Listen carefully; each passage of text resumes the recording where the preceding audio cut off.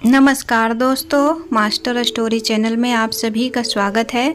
आज की कहानी है अंग्रेजी बोलने का तमाचा। Oh my God, today is very hot day. क्या कह रही हो बहू? मुझे तो कुछ समझ नहीं आ रहा है। रसोई में खड़ी हुई शकुंतला जी अपनी बहू से कहती है तो बहू कहती है, ओ माँ जी, मैं तो भूल ही गई थी, आपको तो अंग्रेजी आती ही नहीं है, तो आप मेरी अंग्रेजी की भाषा को कैसे समझेंगे। मैं बस इतना कह रही हूँ कि आज कितनी गर्मी है। इस गर्मी में रसोई में काम करना मेरे लिए बहुत मुश्किल होता है। माँ जी, मैं तो चली इधर से। मैंने सब्जी काट दी है, आटा लगा दिया है, आप रोटियाँ निकाल देना। मुझे इतनी गर्मी में रसोई में काम नहीं किया जाता। Oh my God, very hot day, यानी आज का दिन बहुत गर्म है, कहकर रश्मि रसोई से निकल गई।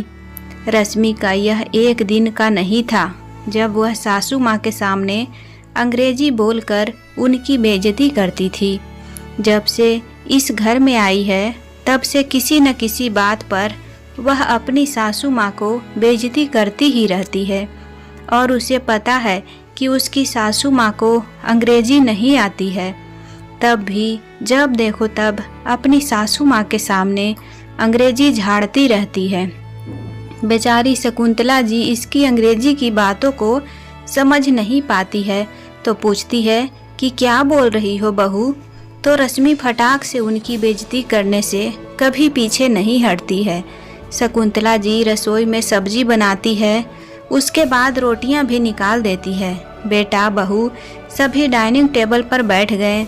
शकुंतला जी अपने कमरे में गई और अपने पति, जो कि अभी तक सुबह से ही न्यूज़पेपर में घुसे हुए हैं, न्यूज़पेपर की एक एक लाइन को पढ़ लेते हैं, तब जाकर उनको सुकून मिलता है। यहाँ तक कि जो ऐड वाली लाइन होती है उसको भी नहीं छोड़ते हैं। उनके हाथ से न्यूज़पेपर को छुड़ाती हुई शकुंतला जी कहती है, न्यूज़पेपर पढ़कर आपका पेट भर गया हो तो चलो कुछ खाना खा लो। अपने चश्मा को नाक पर घिसकाते हुए चंद्रभूषण जी कहते हैं, अरे भाग्यवान, बुढ़ापे पर इतना गुस्सा मत किया करो, नहीं तो और जल्दी बूढ़ी हो जाओगी। किसने कहा मैं बूढ़ी हो गई हूँ? बूढ़े हो मेरे दुश्मन, मैं बूढ़ी नहीं हुई हूँ। चंद्रभूषण जी अपनी पत्नी की बात को सुनकर हंसने लगते हैं और कहते हैं, अच्छा चलो खाना खा लेते हैं, नहीं तो बहू बेटे कहेंगे कि बूढ़े बुढ़िया फिर से बात करने लग गए। डाइनिंग टेबल पर सभी बैठकर खाना खाने लगे। तभी शकुंतला जी के बेटे आनंद को अचानक से खांसी होने लगी। आनंद के पास में बैठी हुई शकुंतला जी की बहू उनसे कहती है, please give me 1 glass of water. Shakuntala ji को समझ नहीं आया कि उनकी बहू क्या कह रही है, तो बहू भड़कती हुई कहती है, कब से पानी मांग रही हूँ, पानी नहीं दे सकती हैं? बेटा मैं पानी देने के लिए हाथ में गिलास तो लिया है, लेकिन तुमने अंग्रेजी में कहा तो मुझे समझ नहीं आया कि पता नहीं तुम्हें क्या चाहिए, इसीलिए मैंने पानी का गिलास आगे को नहीं बढ़ाया। ओहो माँ जी, मैं तो फिर से भूल गई कि तुम्हें तो अंग्रेजी का ABCD भी नहीं आता है, तो मेरी इंग्लिश को क्या जानोगी। चंद्रभूषण जी अपनी बहू का मुंह ताकते रह गए, लेकिन वह तो उनके लिए भी रोज का ही था। आए दिन बहू शकुंतला जी उनकी अंग्रेजी को लेकर के कुछ न कुछ बेइज्जती कर देती थी। चंद्रभूषण जी को यह सब कुछ अच्छा नहीं लगता था। कई बार उन्होंने इस बारे में अपने बेटे से भी बात की, लेकिन बहू अपनी हरकतों से बाज ही नहीं आती थी। उसे अपनी पढ़ाई का बहुत ज़्यादा घमंड था कि मैं आज के ज़माने की बहुत ही पढ़ी लिखी लड़की हूँ, मुझे तो अंग्रेजी आती है। शादी के पहले तो मैं जॉब भी करती थी, मैं तुम्हारी तरह नहीं हूँ जो शादी के बाद अपनी पूरी ज़िंदगी रसोई में निकाल दी। कभी कभी शकुंतला जी अपनी बहू की बात का जवाब दे भी दिया करती थी, लेकिन फिर भी बहू को कुछ समझ ही नहीं आता था। एक दिन रश्मि ने घर पर अपनी सहेलियों को बुलाकर किटी पार्टी रखी। उस दिन चंद्रभूषण जी अपनी खेती बाड़ी के काम को देखने के लिए पैतृक गांव गए हुए थे। बेटा भी अपने ऑफिस के लिए निकल गया। घर में सिर्फ शकुंतला जी और उनकी बहू ही थी। रश्मि ने रात को ही शकुंतला जी से कह दिया था, माँ जी कल मेरी किटी पार्टी है और मैं अपनी किटी पार्टी घर पर ही रख रही हूँ। बहुत सारा खाना बनेगा। मैंने खाने की लिस्ट बनाकर डाइनिंग टेबल पर रख दी है। घर में जो कुछ नहीं हो वह सुबह सुबह ही मंगा लेना और सारा कुछ बना देना। शकुंतला जी डाइनिंग टेबल पर बहू की रखी हुई लिस्ट को उठाकर देखती है तो उन्हें कुछ भी समझ में नहीं आता है, क्योंकि बहू ने तो सारा सामान अंग्रेजी में लिखा है। लेकिन अब वह अपनी बहू के पास जाकर पूछना नहीं चाहती है, क्योंकि अगर बहू के पास जाकर पूछेगी कि बेटा इसमें क्या लिखा है तो बहू फिर से उनकी बेइज्जती कर देगी कि आपको अंग्रेजी पढ़नी नहीं आती है। इसीलिए वह सुबह उठ करके बहू का बनाया हुआ पर्चा दुकान पर लेकर गई और जो जो सामान था दुकान वाले का पर्चा दिखाकर वह सामान ले आई। सुबह के 8 बज गए, लेकिन बहू अभी तक सोकर नहीं उठी है। शकुंतला जी सारा सामान रसोई में जा करके रख देती है। नहाकर पूजा पाठ करने के बाद वह रसोई में बहू की बताई गई सारी चीज़ों को बताने लगी। हालांकि बहू ने कहा था कि वह उनकी सहायता कर देगी, लेकिन वह तो अपने कमरे में साज श्रृंगार करने में लगी हुई है। उनकी सासू माँ रसोई में सुबह से परेशान हो रही है और उसने इतना कुछ बनाने के लिए दे दिया, यह नहीं कि जा करके अपनी सासू माँ का हाथ बटा दे। शकुंतला जी अपनी बहू के द्वारा बताई गई सभी चीज़ों, बेसन का ढोकला, दही बड़े, राजमा चावल, हरी धनिया की चटनी और भी न जाने क्या क्या बना करके तैयार कर देती है। जब सारा खाना बन गया तब बहू सज संवर कर रसोई में आई और बोली, माँ जी मैं आपकी कुछ सहायता कर दूं क्या? अपनी बहू को तैयार देख करके शकुंतला जी कहती है, ना बहू रहने दो, अगर आती तो पहले ही आ जाती। अब तो तुमने नए कपड़े पहन लिए हैं, अब कुछ करोगी तो तुम्हारे कपड़े भी गंदे हो जाएंगे। वैसे भी रसोई का सारा काम हो गया है, सिर्फ गैस साफ करनी है। अब यह भी मैं ही कर देती हूँ, तुम क्यों अपने हाथ गंदे करोगी? इतना कहकर शकुंतला जी रसोई की सफाई करके अपने कमरे में आ करके बैठ गई। सुबह से काम में लगी है, उनके कमर भी दर्द होने लगी, इसलिए लेटकर थोड़ा सा आराम करने लगी। अब उन्हें लगा कि उन्होंने सारा कुछ कर लिया है, बहू अपने आप सर्व कर लेगी और अपनी किटी पार्टी कर लेगी। लेकिन यह क्या, शकुंतला जी को अपने कमरे में गए हुए 1 घंटा भी नहीं बीता है कि रश्मि अपनी सासू माँ को आवाज़ देते हुए कहती है, माँ जी मेरी सारी सहेलियाँ आ गई है, आप डाइनिंग टेबल पर सारे खाने के सामान लगा दो और उसके पहले फ्रिज में कोल्ड ड्रिंक रखी है, गिलास में निकाल कर सबको दे दो। रश्मि साथ ही साथ कमरे में आ करके अपनी सासू माँ से 2 मीठे बोल भी बोल देती है, क्योंकि उसे पता है उसे अपनी सासू माँ से बहुत काम करवाना है, तो चिकनी चुपड़ी बातें तो करनी पड़ेगी। सुबह से काम करवा रही है, श्वेता ने अपनी 1 चम्मच इधर से उधर नहीं की है तो कम से कम सास की तारीफ ही कर दे। इसीलिए चालाक रश्मि अपनी सास की तारीफ करके उसे उसके सारे काम करा लेती है।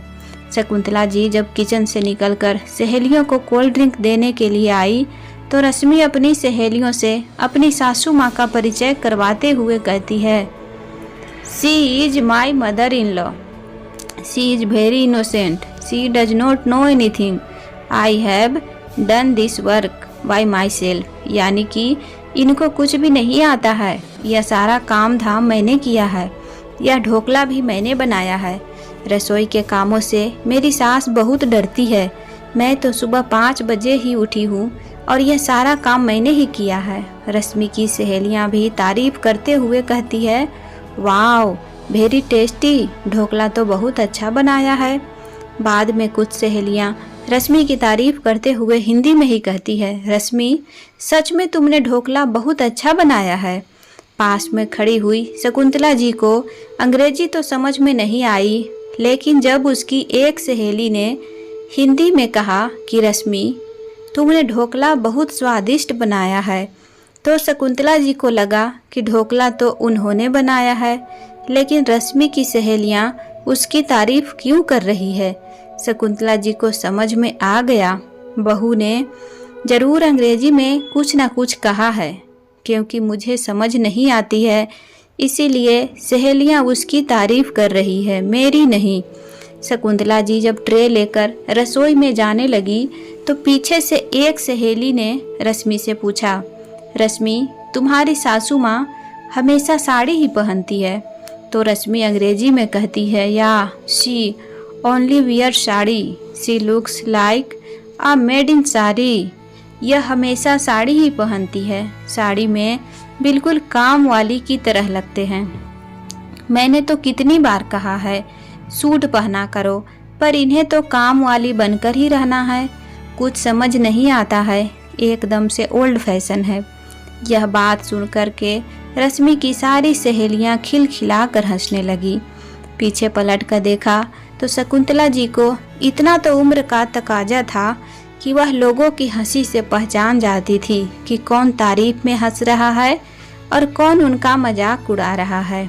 वह रश्मि की सहेलियों की मजाक वाली नज़र को पहचान गई कि जरूर रश्मि ने कुछ कहा है, इसीलिए उनकी सहेलियों उनका मजाक बना रही है।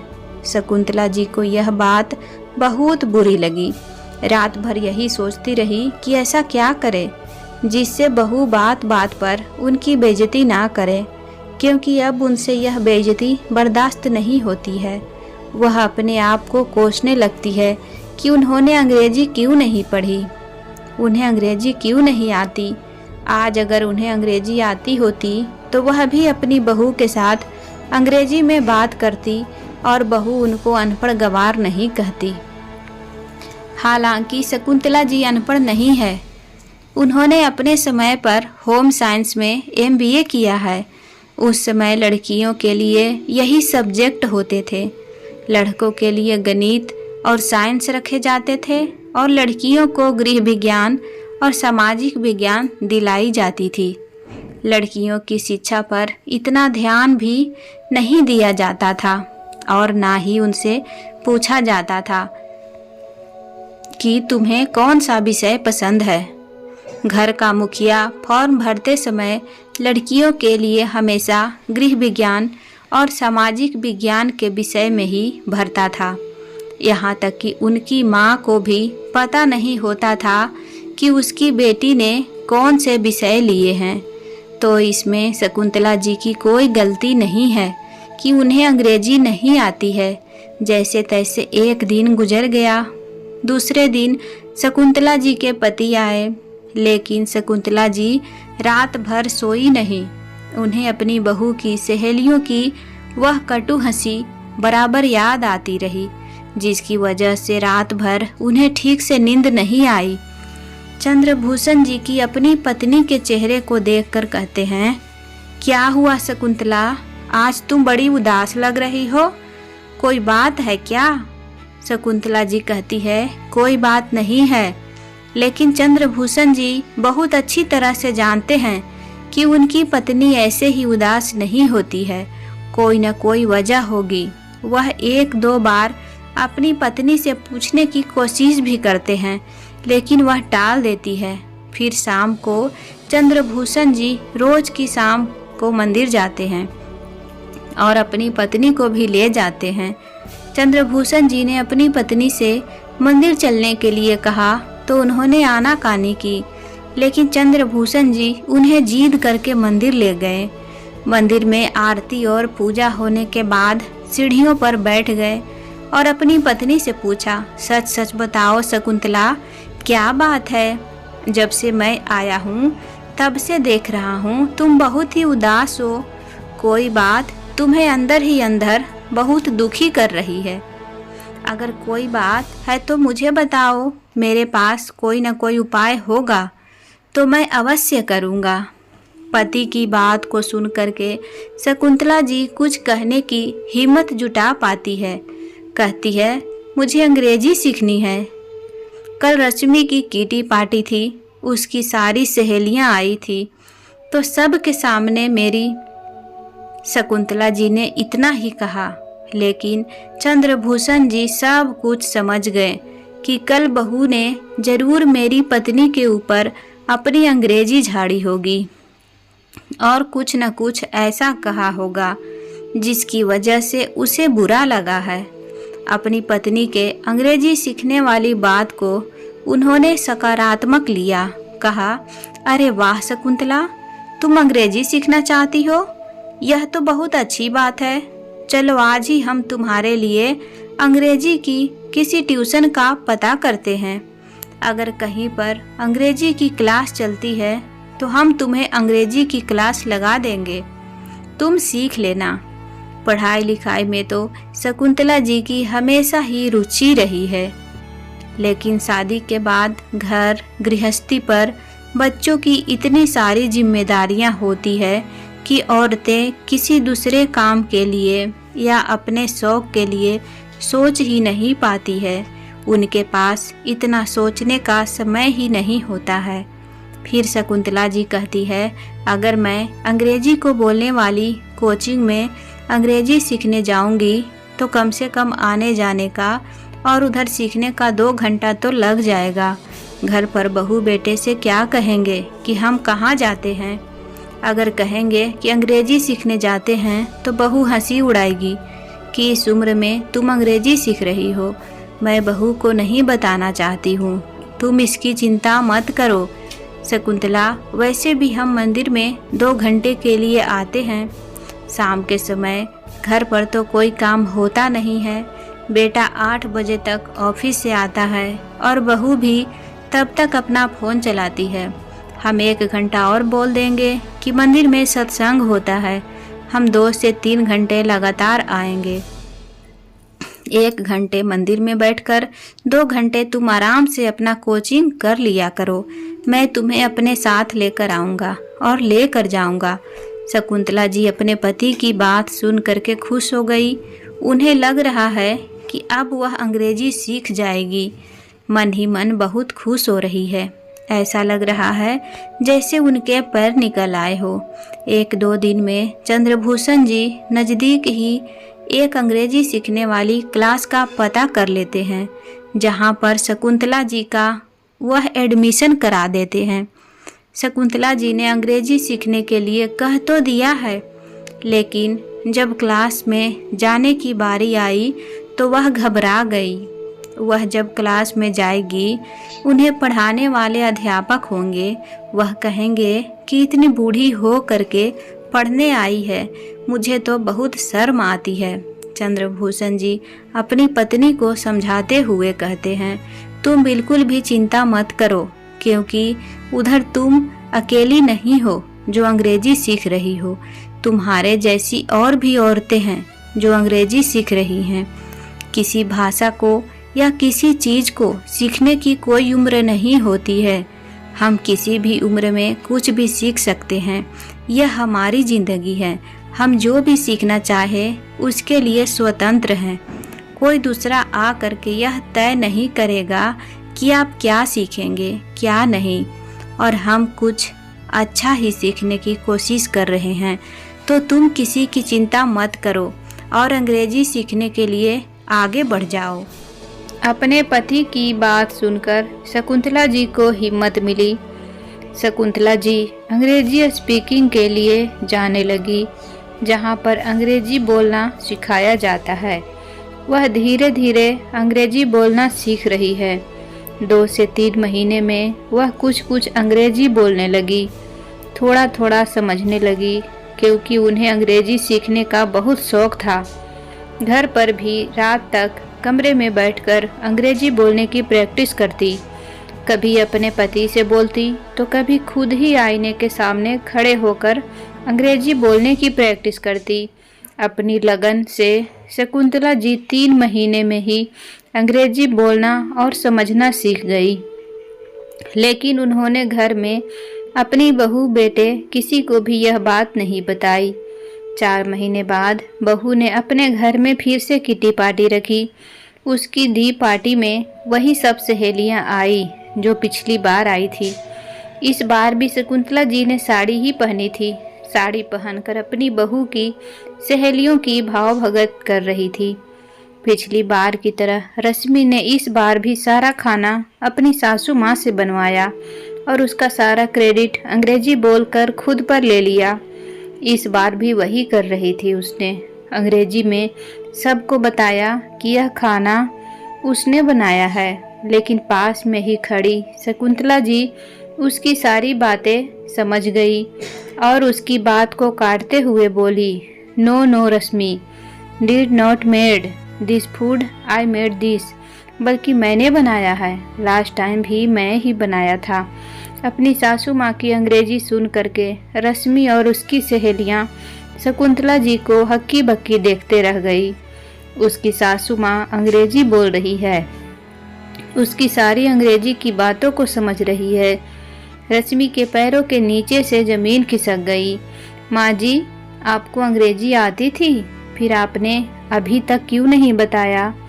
मुझे तो लगा था कि आपको अंग्रेजी की ABCD भी नहीं आती है। शकुंतला जी कहती है, जरूरी नहीं कि हर चीज़ का बखान ही किया जाए। मैं तुम्हारी तरह नहीं हूँ रश्मि, जो अपने किसी गुण से किसी दूसरे का नीचा दिखाएं।